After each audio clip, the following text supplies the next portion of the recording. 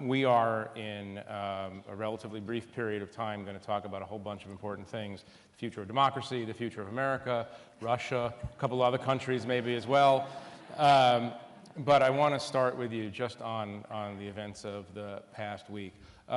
In his extraordinary presentation in the Senate, Brett Kavanaugh said that the, quote, political hit job, end quote, directed at him was being done on behalf of the Clintons, among other people.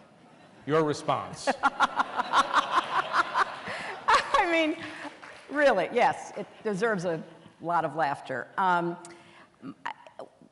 wasn't watching when he said that. I was having to be somewhere else and away from a TV and even my phone. And so I heard about it later. And, you know, look, I thought it was just part of the whole of his very defensive and unconvincing presentation. And I told someone later, boy, I'll tell you, they give us a lot of credit. 36 years ago, we started this against him. I mean, it is... Back at Yale. Yeah, well, even before, in high school, apparently. So I don't, look, I want the FBI to conduct as thorough an investigation as they possibly can within whatever restraints are imposed upon them.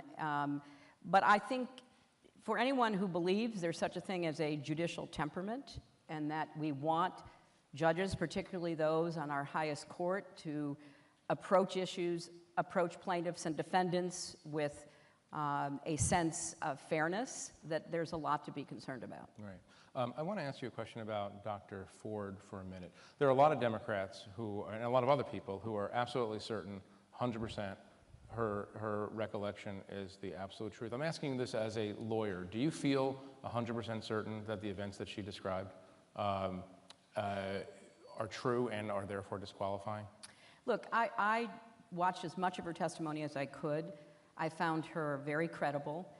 You have to ask yourself, why would anybody put themselves through this if they did not believe that they had important information to convey to the Senate?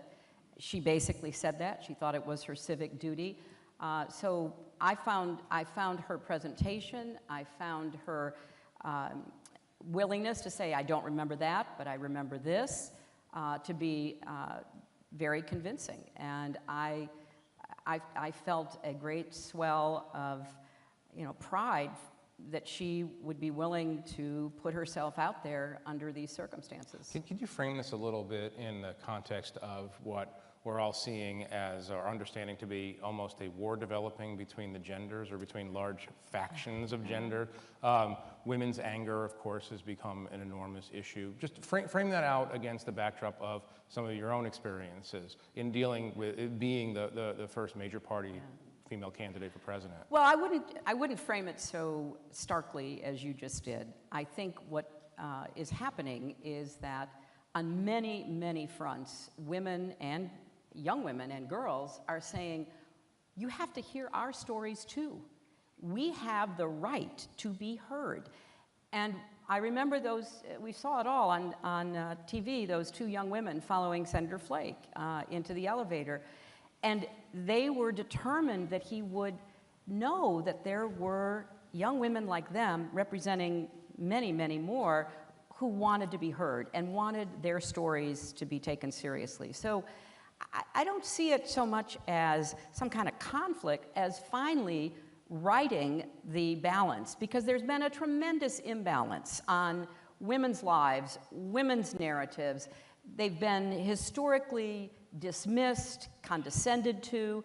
I have a chapter in my book about being a woman in politics, and it's not just about me, it's about a lot of other women who find themselves picked apart, second-guessed, held to a double standard, and at some point it just is time to say, enough.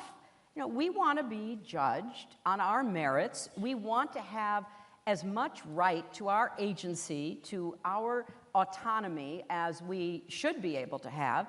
So it's trying to get back to, or maybe for the first time, get to a balance where women's lives are valued as much as men's lives, their stories are as important as men's stories, they are written into history, not out of history. So that's what I see happening. Right. And of course, there's some anger and frustration, but that's the core of it. There's